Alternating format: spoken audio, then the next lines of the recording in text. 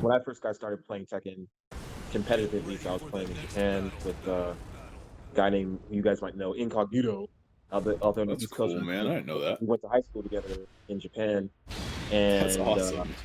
so we kind of got started out there. And then we like when we graduated high school, we got with we got with these dudes in the Japanese arcades.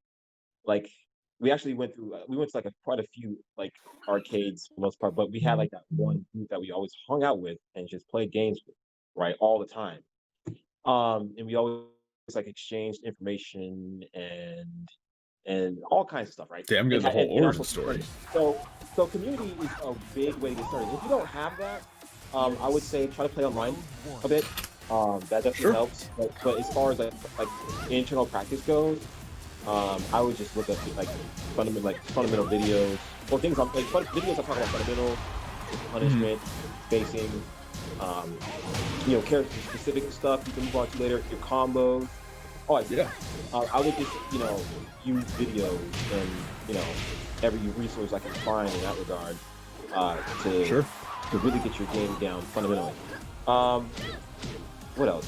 And then do stuff like this. Go to tournaments. Even if you think you're completely underdeveloped, just go here, get watched, look at the videos, see what you did wrong, and try to not make the same mistakes again, right? Sure. It's a grind. It's a long process to getting at least decent at the game, right? So you have to do so. And I also think another thing that's really important to me is to just be diligent, be dedicated, and have fun with the game. If you're not doing these things, you're not gonna improve as a player. So Yeah, that's true. And I think looking at this now, we see a lot of, ManRay trying to make some good adjustments here. I think he's trying to pick up on the tendencies of Jmart, right? As soon as Jmart started backing off after some block pressure, he just ran up and threw him, right? He knew he was going to go into more defensive after doing such a loose and, punishable move. Maybe not getting the punish, but following up on the other player's tendencies, I think, is another way to kind of get some advantage here. Nice while standing punish. We saw him do that earlier in another game. Getting spring kicked here, you need to be a little bit more cautious on approaching, right?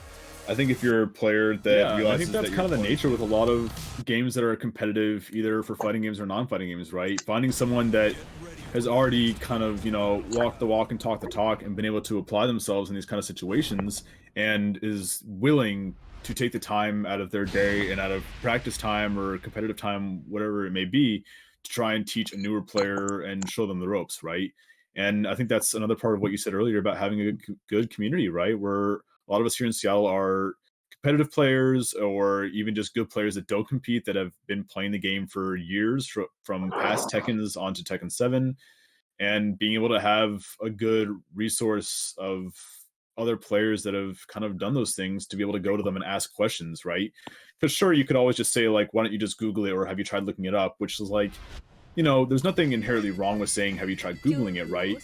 But at the same time, if you have a very specific question that you don't know how to look up, we can always try and help direct you in that, towards a good option that might be able to help you answer your question. right. And that's what ManRay's been doing, and here we see the fruits of his labor today. I agree. And ManRay is doing, I'll be honest, I think he's doing better than I thought so far. I think he's doing okay. Yeah, right. look at that wall standing punch. That was sick. That was super sick. Like, I don't even care they dropped the combo. He got the launch. He got some follow-up damage, right? I've seen a lot of new players that I play with, or people that, like, that was sick. That was super sick. He closed up the round and got him trying to move. Look a little bit more comfortable. Oh, magic 4. Yeah. Oh, that would have been awesome. 3+4 finally hitting. I think he's used that move a lot, but hasn't gotten anything. Nice wall damage here. ManRay's telling Jmar to respect his offense. Look at this. Get the low block. Almost. Legend. Okay. Side switch to second player here. Nice low kicks. Oh, the flip. They should kill. Nah, I think he was looking a little bit shaky on the wall combos here, so yeah, magic 4 to end it. Catching and pressing buttons. We got a big 4 for the win. Yep. Good punish. Nice. He's been really solid on that punisher specifically, so I must have been laughing that. Nice toe kicks. Alright, getting a little bit hasty with the pressure there at the wall. Something that can be kind of scary to do against a Kazumi player with some fast moves that she has. Nice! Any combo is solid damage. Oh, missed the chance. Yeah, trying to go for the DSS4 there. Go for the lows, block. Okay, okay, okay. Ooh, slow-mo. Okay. You know, he was really going good there. I was hoping he'd play a bit more defensively once he got low.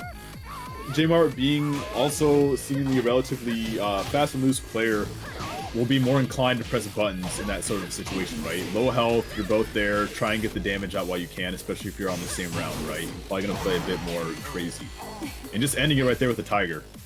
Too many Tigers. But you know what, man? Like I said, ManRay played better than I expected. He had some chances there, too, that he could have capitalized on.